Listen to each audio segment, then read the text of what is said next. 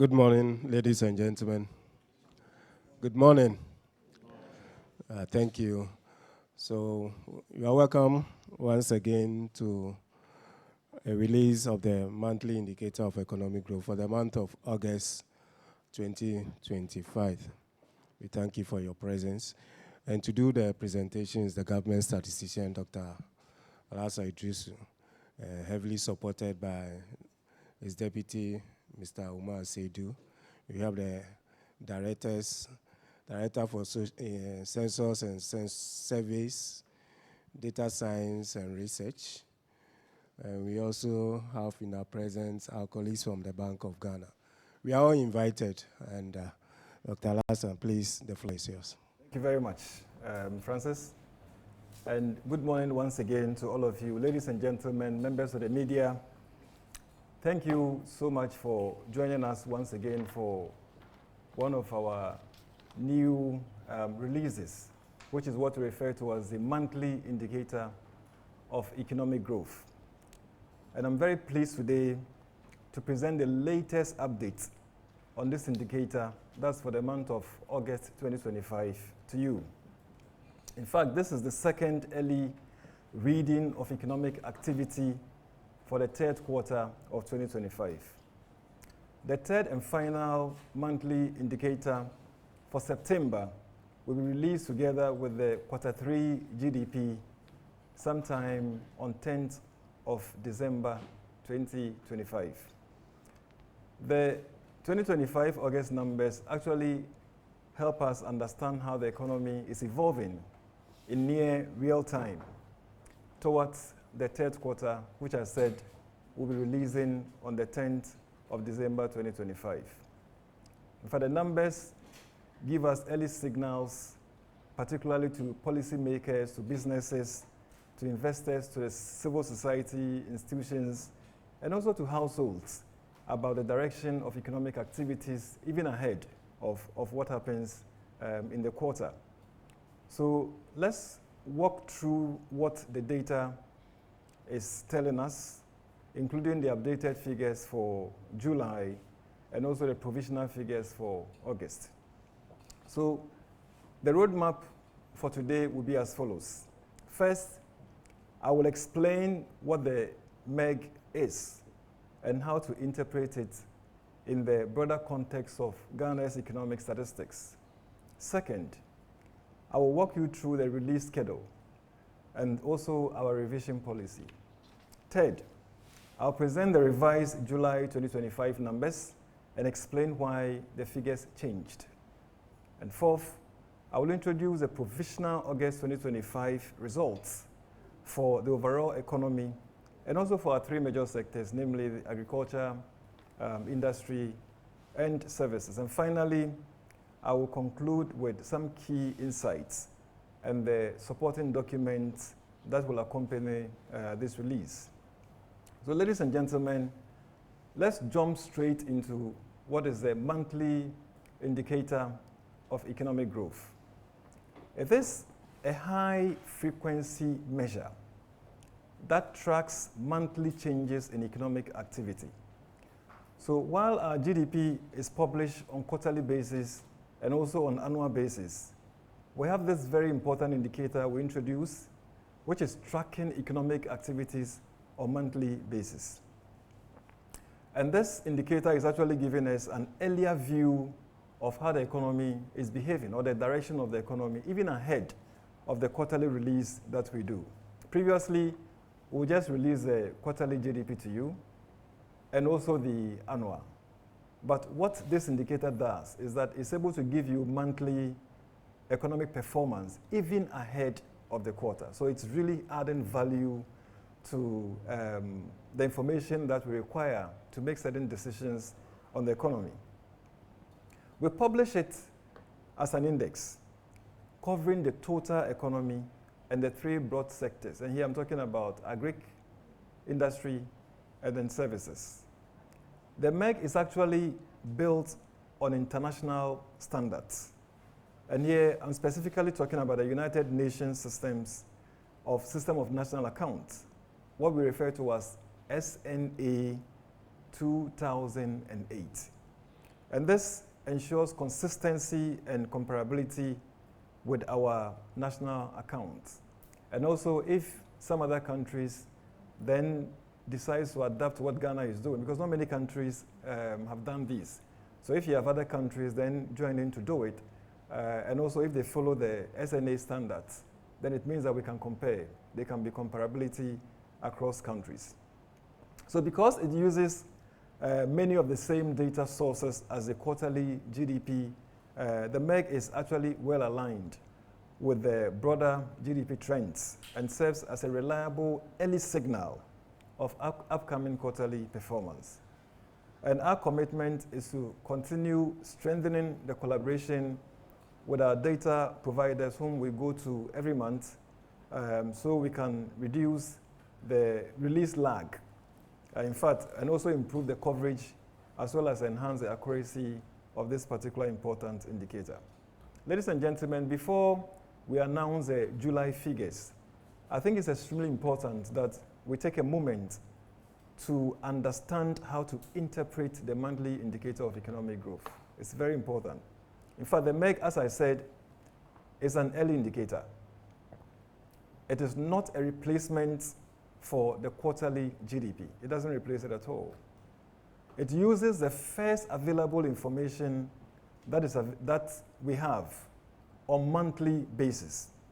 And usually, the first available information, as we all know, is less detailed and less comprehensive than what goes into the GDP on quarterly basis or on annual basis. So we need to understand that context. In fact, this has three main implications.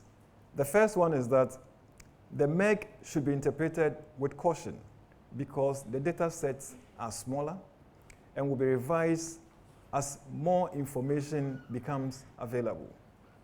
The second thing we need to note when we are interpreting the MEG is that monthly data is naturally more volatile.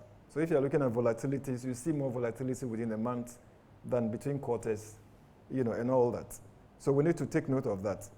So you may see sharper movement from one month to the next, even when the broader quarter trend is stable. And finally, we also have to note that because the series is still very young, we just started this publication the last one was in October, right? For July, so it's very, very young. Because the series is young, we cannot seasonally adjust yet. We want to get some more data, and then we can do seasonal adjustment. So because of that, when we are doing comparison, we compare each month with the same month in the previous year. So usually when we release our GDP, whether we are dealing with quarterly, particularly when we are dealing with quarterly, we're able to do deseasonalized GDP numbers and can compare quarter one and quarter two because they are deseasonalized. But because we haven't deseasonalized the MEG, we are not able to do like month to month comparison.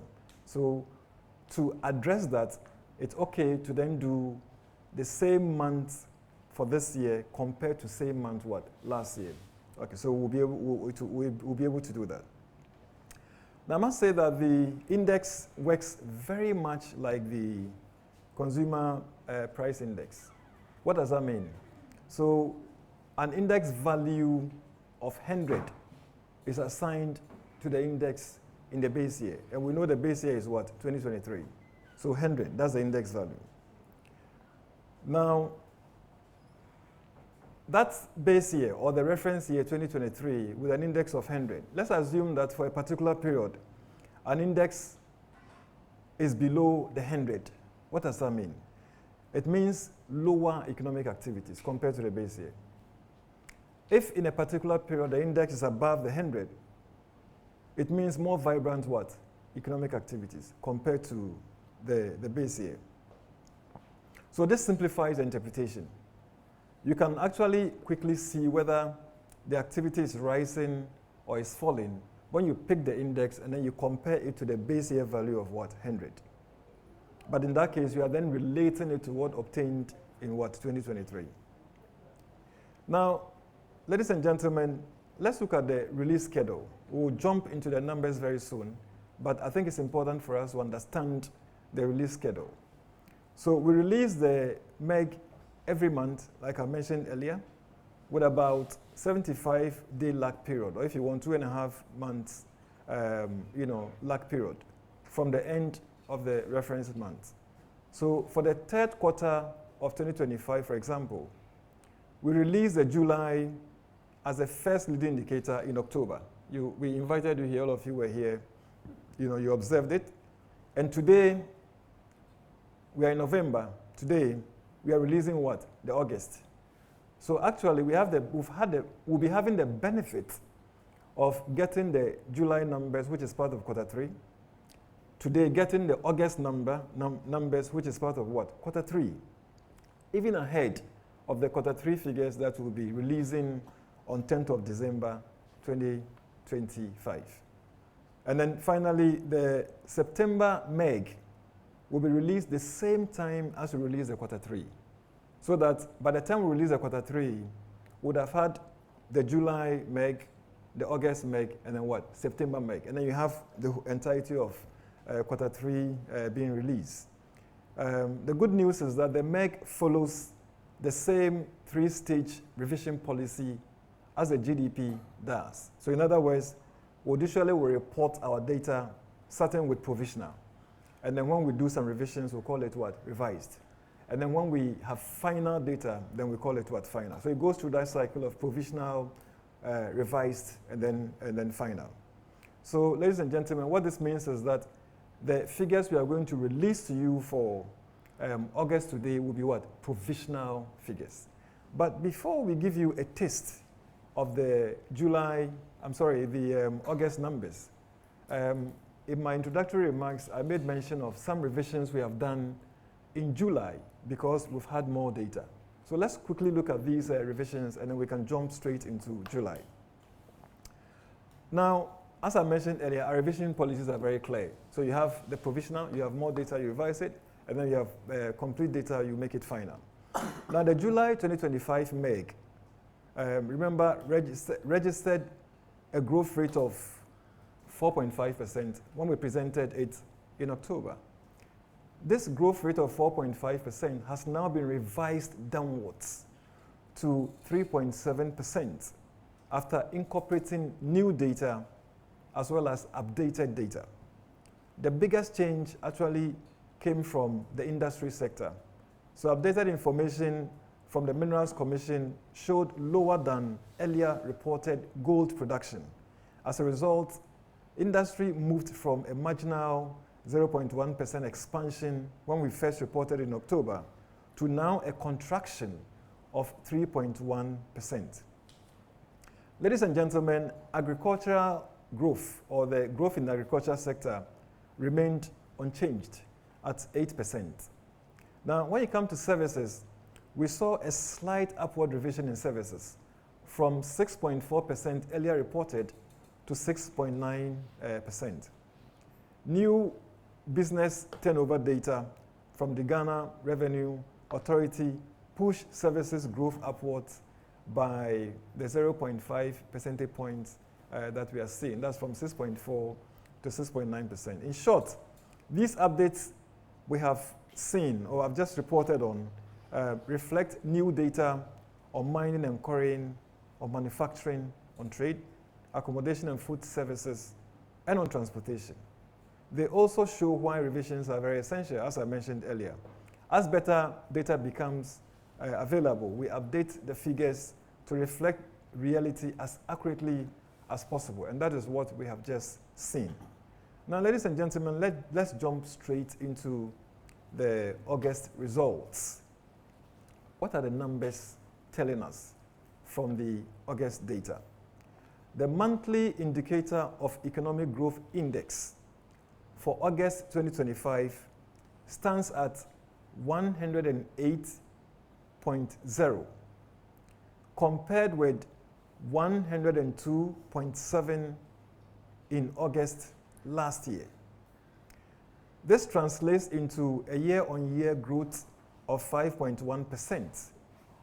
This means that economic activities expanded by 5.1% in August 2025 relative to August 2024. The agriculture sector expanded by 7.4%.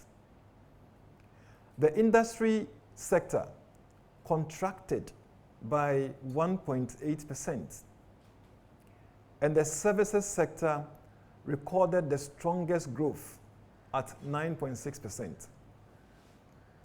Ladies and gentlemen, several activities actually boosted the overall growth that we are seeing. In fact, these activities include good performances that we observed in crops, in fishing, electricity generation, ICT, which is information communication technology, trade, transport and storage, and education. At the same time, reduced petroleum outputs, lower manufacturing activity, and declines in accommodation and food services and health and social care actually weighed down on growth. Now, the industry slowdown, that is largely driven by crude oil contraction, has been consistent throughout 2025. The average monthly growth for the first 8 months of 2025 for industry is 1.8%. If you compare this to last year, same period, with average growth rate of 10.6%, then we are talking about some significant reduction in the average growth rates of industry. And this is largely because we saw some significant reduction or contraction in the volume of what? Crude oil production. So that's largely, the main reason when it comes to industry. Now, the provisional monthly indicator growth rate of 5.1% for August. Let's give you some more information or provide some more color with regards to the trend. In fact, the index shows a steady upward trend, as you can see. It was 98% in August 2023, and then it moved up to 103% in August 2024. And now, in August 2025, it moved up again to 108 in August 2025. What does this mean? This means economic activity is about 10.2% higher than in the reference year of 2023. Now, because we do not yet have seasonally adjusted figures, like I mentioned earlier, we interpret the numbers by comparing each month to the same month last year. So, seasonally patterns, especially peaks in October and November, and also December, due to crop cycles and higher service use, will become clearer as the series grows and eventually becomes seasonally adjusted. So, ladies and gentlemen, let me now give you some more insights with regards to agriculture. So, agriculture recorded year-on-year growth of 7.4% in August, driven mainly by higher crop and fish production. Now, this 7.4% we observed is more than a tripling, in fact, of the 2.3% recorded in August 2024, reinforcing the growing weight of agriculture in the economy. So, in other words, agri grew by 7.4% year on year. That's in August 2025. If you compare it to the growth of the 2.3% we recorded in the same period in 2024, it means that the growth in agri is very remarkable. Now, if you look at industry actually has softened compared to the strong performance we saw in 2024. The index rose from 100 in August 2023 to 109 in August 2024, and by August 2025, it dipped from the 109 to what? To 107. So we have average monthly growth in 2024 of 10.6% compared with just 1.6% for the first 8 months of 2025. And like I mentioned, reduced petroleum outputs and lower manufacturing activity continue to be the main reasons for this slowdown we're observing in industry. And then services. So services continue to show very strong momentum. You can see the trend. The trend is upwards. In fact, the index rose from 100 in August 2023 to 103 in August 2024, and further to 113 in August 2025. And that's what generated a growth rate of 9.6% for the sector in August 2025. And in fact, if you compare this to what obtained in the previous, the same period last year, this is again way much higher. Now let's look at the growth contributions. So here the question we are trying to ask is, if the overall growth for August 2025 is 5.1, what was the contribution of the agri sector, industry sector, and services sector to this 5.1% growth rate? The agriculture sector contributed 1.4 percentage points to the 5.1% growth. In fact, the industry sector actually was a drag on growth. So in other words, it dragged growth backwards by 0.6 percentage points out of the 5.1% growth that we saw in August 2025. Services contributed the most to the growth rate of 5.1%, and services alone contributed 4.1 percentage points to the growth rate of 5.1%. And of course, net indirect taxes, which comprises taxes and subsidies, also contributed 0.3 percentage point to the growth. So ladies and gentlemen, in conclusion, I would like to highlight some key messages. The July monthly indicator of economic growth has been revised to 3.7% due to updated data, mainly in industry-related activities. Let's recall that originally it was 4.5%, but we've revised it downwards to 3.7%. The provisional growth rate for August is 5.1%, higher than the 4.9% recorded in August 2024. Agriculture expanded strongly at 7.4% compared with 2.3% last year. So again, the agricultural growth for August is much higher than what obtained in August last year. In fact, a tripling, more than a tripling of the growth rates. And then industry contracted by 1.8%, following the revised July contraction of 3.1%, down from an expansion of 9.1% recorded in August 2024. And then we come to services, and we see that the services sector grew by 9.6%, up from 2.6% in August last year.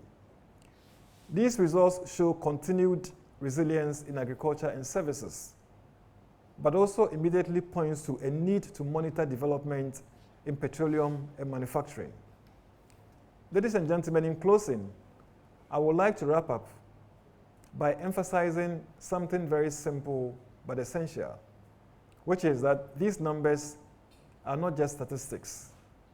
They are early signals that helps the country act with clarity and with confidence. The monthly indicator of economic growth gives Ghana a timely view of how the economy is shifting, so policymakers, businesses, and households can respond to real conditions, not guesswork. The Ghana Statistical Service remains fully committed to delivering timely, accurate, and relevant data for evidence-based decision-making. We'll keep improving our systems. We'll keep strengthening our partnership with key stakeholders, and we'll keep expanding access to high-quality information so that every household, from government to the smallest household, can make informed choices that advances our collective development. Ladies and gentlemen, we have a number of supporting documents to help you understand better the release we have provided to you with regards to quarterly with regards to August 2025 monthly indicator of economic activities. And so you would find on our website the MIEG, or the monthly indicator of economic activity, the technical manual. You would also find a user guide. We have a newsletter that would also put on our website. And then this presentation that we just went to would also be uploaded onto the website. Let me take this opportunity to thank the hardworking staff of the Ghana Statistical Service, and also the institutions that provided data to us, who all of those made this work very, very possible. Thank you very much.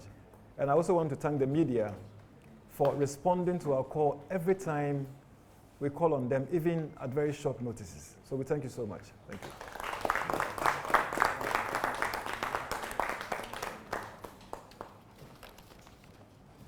Thank you, Dr. Lassa, Government Statistician, for the presentation. So, ladies and gentlemen, the August 2025 monthly indicator of economic growth has been presented. Now is the time for questions and answer. If you have any question on the release, please raise your hand so that the mic will be brought to you for you to pose your question.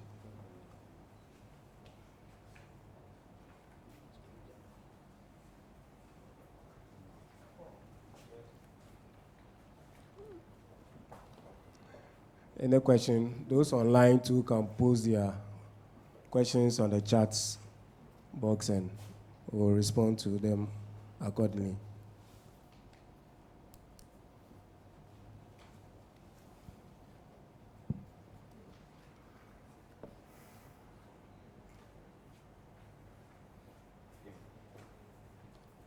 Okay.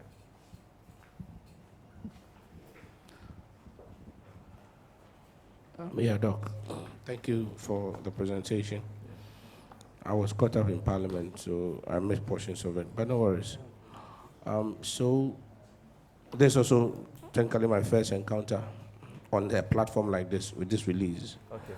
So do we have what we do for this? Do we have from January to date, so that I can do some extrapolation that January, in the month of January, February, March, and August indicator is 5.1. And you gave us that of July. Yeah. Do I have for the rest of the months? That is first question one. Yeah. On the face value of it, it seems as though I can only do a summary or an average of what you are saying, and it gives you an indication of how the total annual GDP is also looking like. Is that the case? Because your second quarter GDP is what you've given us, I think was 6.3. Correct. So if I have July and August, if I get September, I can extrapolate what the third quarter GDP is going to look like. If you give me next month, if you give me that of September, does that mean that? And where does GNI, National Gross Gross Products, or also fall in the scheme of things here? Because when we talk about GDP, primarily it involves even foreign interest and what have you, and investments. But I'm looking at where we can do our own gross national, that one domestic, exclusive. Okay. I'm Ghana. Thank you. All right, that's good. So we'll take some more questions and then we'll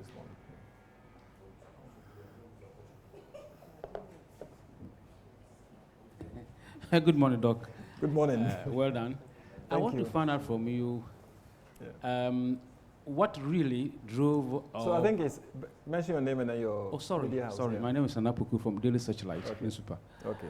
What really accounted for the significant jump of the agricultural growth? Would you say a policy direction? Would you say automatic this thing ran down from the previous years up to date? What really has accounted for that?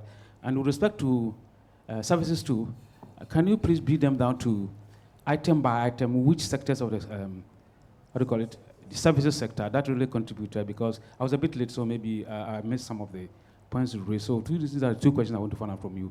Is it policy direction or anything from the previous year, or what has really accounted for some of the growth we are getting, and the items and the and the service that really have driven us to this height so far? Thank you. All right. Okay. Any more? Can you have the last Yeah. question? So that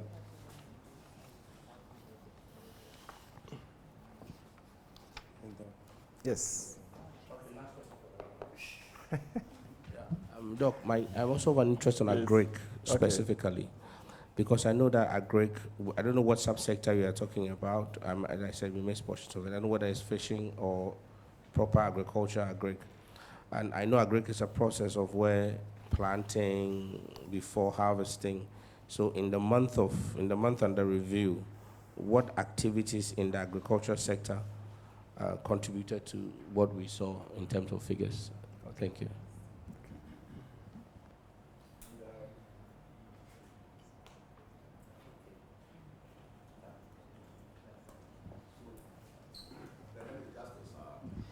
Shanghai News Agency. Yes, Justice. Yes, sir. So Okay. I would like to know, how does this, the monthly indicator growth, Yeah. how does it feed into the quarterly, GDP and then the annual?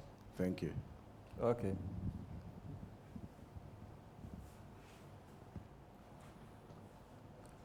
All right, I think we have enough questions, right? Okay. So good news is that I have a lot of technical directors and management staff here. So they would help in responding to some of these questions. So, Echo, your first question is answered. So even though we started reporting on the monthly indicator of economic growth from July. In fact, we released it in October, but it covered the month of July. And today we are releasing August. We've done an exercise to bring you data from January 2024, not even 2025, January 2024 to the August that we have released. So we have the monthly data. So that answers your first question, so that you can look at the trend and you see what is happening. And just to rehash what I said, I'm saying that in August, the growth was 5.1%. And this growth is higher than the 4.9% growth recorded in the same period in 2024. Meaning that if you pick August last year, same period, year on year exactly. Now we are 5.1% August 2025, but same August 2024, it was what? 4.9%. We are making progress on the overall growth. And we are saying that this 5.1% growth was actually influenced largely by growth in agriculture, which was 7.4% this August. And this agricultural growth of 7.4% is actually a significant, in fact, more than a tripling of what we saw in August 2024, which was 2.3%. So that's the agricultural growth rate in August 2025. Then if you come to industry, unfortunately, we saw a contraction in the industry sector. In fact, the whole industry sector contracted by 1.8%. And if you compare it to the significant expansion we saw last year, August 2024, of 9.1%, this is very, very low. But again, we have revised the July numbers, and the August growth for July 2025 was a contraction of 3.1%. So even though the August 2025 contraction was a contraction of 1.8%, you see that it is better, or it's an improvement over the July 3.1%. But we are always careful, like I said, these are not deseasonalized data. So we are very mindful and careful not to do month-to-month comparison, as I mentioned earlier. And then finally, that 5.1% was also influenced by growth of 9.6% we saw in the services sector. And that's an improvement of the growth in the same period last year of 2.6%. So basically, this is the results, the latest results we have. And we're able to break it down month by month. So that's your first question. Your second question. So your question was, now that we have July, and then we have August, your question is, if we release September, will the July, August, and September reconcile with the quarter 3 figures that we have? And the answer is yes. That's the whole essence. So in other words, you would have waited until we release to you the quarter 3 in December. So you wouldn't have had the benefit of seeing July numbers. You wouldn't have had the benefit of seeing what? August numbers. What this does, what the MIEG does, is to give us that early indicator information so that we say, well, even ahead of the quarter 3 figures that are coming, what's happening in July? What's happening in August? And that's what we've been able to tell you. And that's a very powerful improvement, very, very powerful improvement. But we are quick to add, I must say, we are very quick to add that we need to be very cautious when we are interpreting these numbers. Because, you see, when you improve frequency of a statistic like this, something must give. Something must give. Now, the monthly data, we use the first available data that comes to us. So that is not complete. So you don't get full data. But we won't say that because it's not complete, we are not going to churn out a statistic. You understand that? So the data is not fully complete, but we are using it. So that's one of the caution you must exercise when you are interpreting this data. Then number 2, even when the data is there and is given to you, they are very preliminary on monthly basis because the institution keeps what? Revising. But again, we don't say that because it is like that, we won't give monthly. So we need all of you to interpret this MIEG within that context. And to know that as and when we get updated data, as and when we get new data, we'll revise these numbers and tell you what the numbers are. It was within that context that we got new data for July, and then we got updated data for July that we revised July MIEG downwards from the earlier 4.5 to what? To 3.7. So it's within that context. So let's understand it that way. On December 10th, when we are releasing the quarter 3, we would have also gotten some more data, maybe improved data and more complete data. If we do, and the new data we have suggests that we have to go back and revise even July, we'll do that. If you have to revise August, we have to do that. And then we'll then be able to put all together, and then we'll be able to report what? Quarter 3. So to answer your second question, the July, the August, and the September numbers will report in quarter 3 will be consistent with the quarter 3 growth numbers. So that's your second question. Your third question, I mean, you're asking, this is, so this is an index that's tracking economic activities in the country, whether we are doing well or we are backtracking, you know, and all that. And basically it's on GDP. GDP is gross domestic product.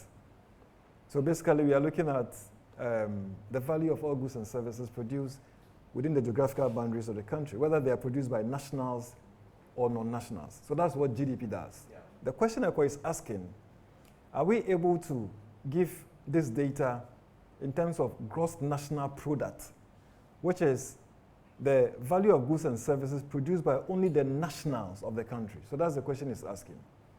So for the MIEG, we are not able to do that immediately.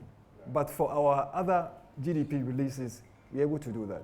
So I'm sure going forward, I mean in future, when we advance with regard to the data, etc., we'll be able to produce the gross national counterpart of it.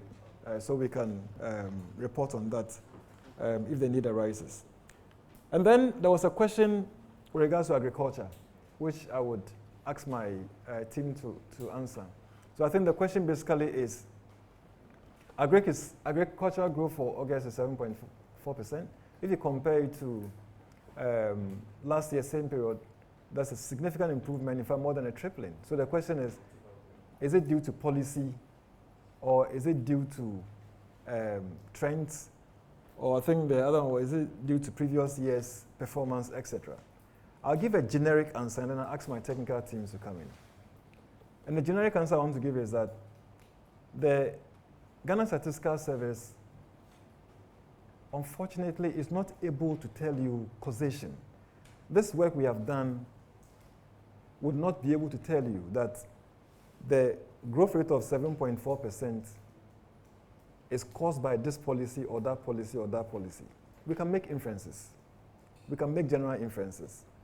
But because we haven't done causality work to say that, oh, this is because of this particular policy or that particular policy, we haven't done that causality work. And you need sophisticated work. So that's the work that the researchers do. Our colleagues from universities and etc. They'll run some very sophisticated models, and they'll be able to tell what is exactly causing what. Then they'll control some, effects, and then they'll be able to tell that. Unfortunately, we are unable to tell you this. Second, I had mentioned earlier that the growth rate we are seeing in agriculture is supported strongly by some progress we have seen in crops, and then we have seen in what? In fisheries.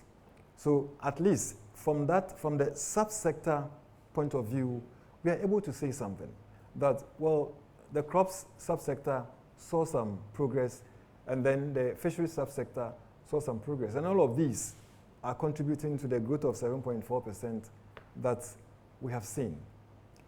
Now, I must quickly add that at this stage, the monthly indicator of economic activity, we are leaving it at the sectoral level. We just started this, and we are a bit cautious. With time, we'll be able to get more disaggregated data, and we'll be able to get more complete data on those disaggregated in terms of if you take the subsectors, right, the crops, the cocoa, and all those kinds of stuff, and then we can report on them. But for now, we want to stay at the sectoral level. And then when we advance a bit on this, and then we can give you more disaggregated data on this.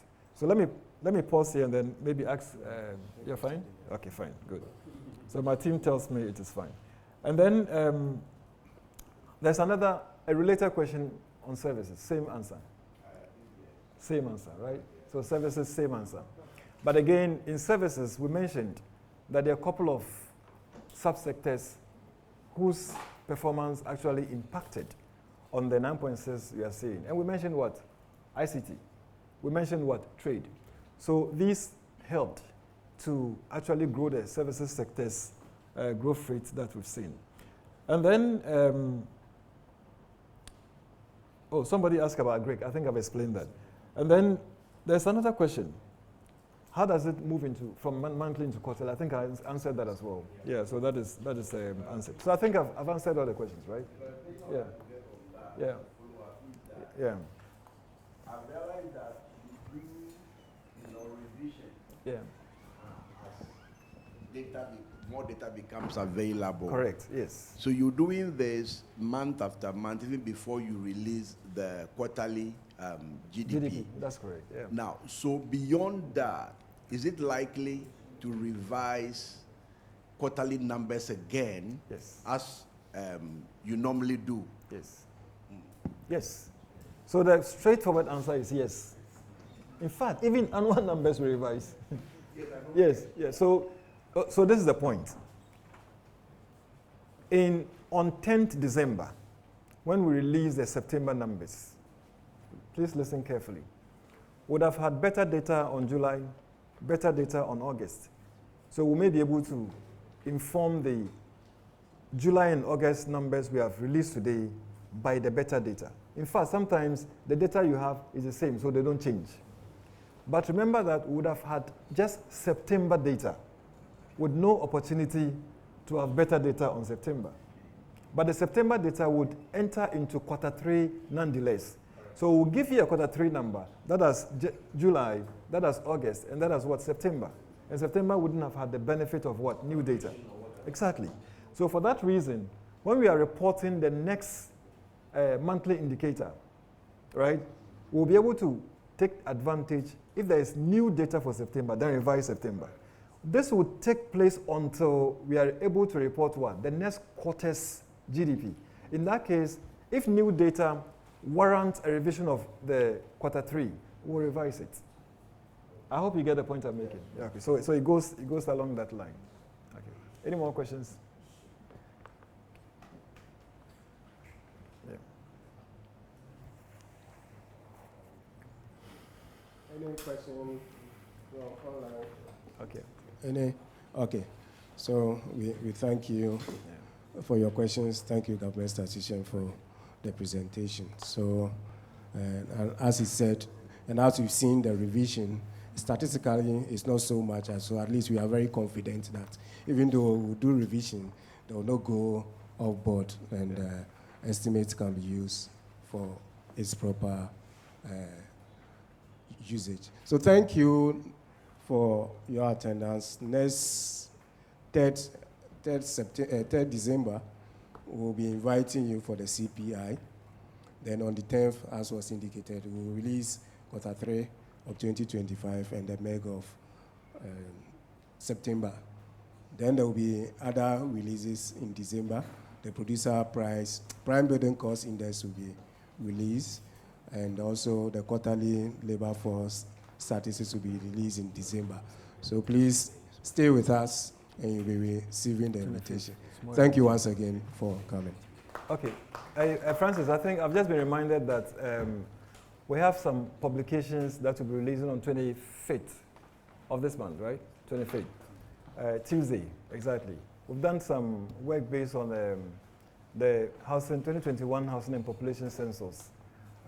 Very beautiful works that we have done, which will be released on the 25th Tuesday, right, of this month. So we want to take this opportunity to invite you to attend.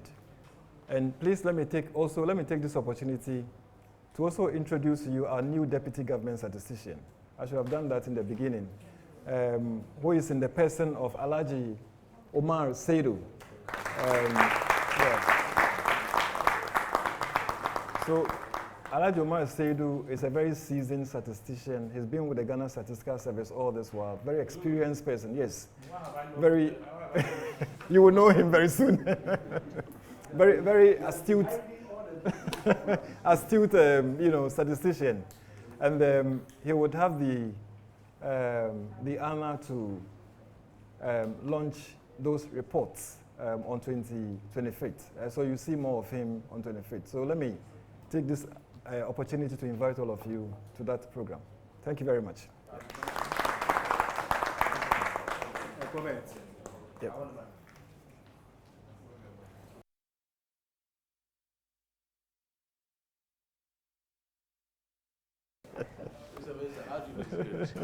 You know, you judge it.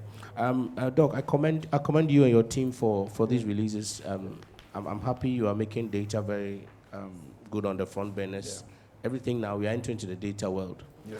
So beyond this, if you haven't done, I propose that you get an officer or two that would also be on our morning shows, our radio hosts, to sometimes explain this data a bit further. Okay. So that at the end of the day, how my colleagues are called to give us three. Okay.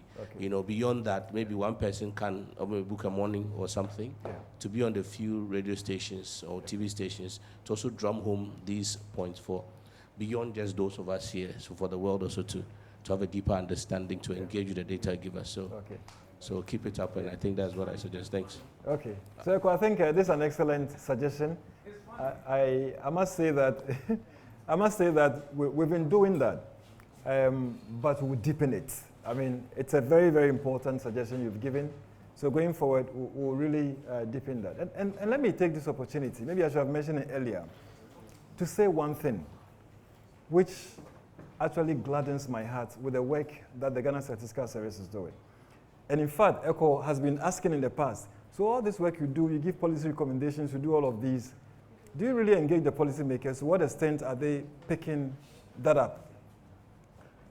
I mean, I was pleasantly surprised in the 2026 budget when the minister introduced the agriculture enclave routes in response to the recommendations that the Ghana Statistical Service have been giving with regards to ensuring that, you know, if you look at our regional inflation figures, we usually will say that, well, logistics, roads, etc., are some of the reasons why we are recording very high inflation in some areas.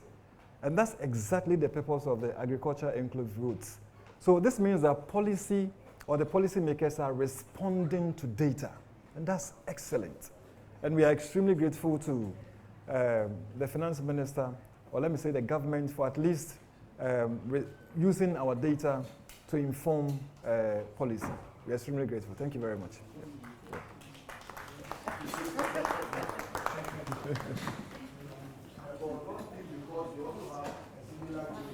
Just a 1 minute summary for the tree. Charlie. 1 minute.